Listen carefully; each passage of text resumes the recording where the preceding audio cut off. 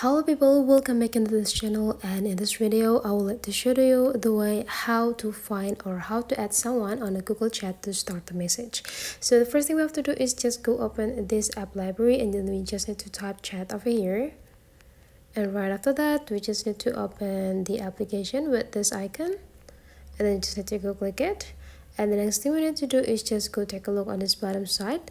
There will be like plus button inside of the circle, so you just need to go click it. The next thing you need to do is just type the Gmail address of your friends that you want to invite or you want to start to chat with. So here, let me try to find my friend.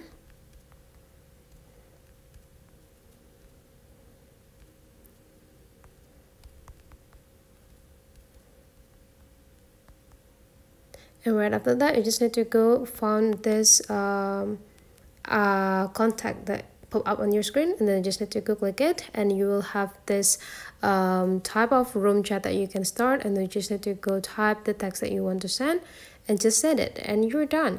So basically that is the way, guys, how to invite or find someone on a Google chat. Hopefully this tutorial today is useful for you. Thank you for watching, and I would like to see you for the next tutorial.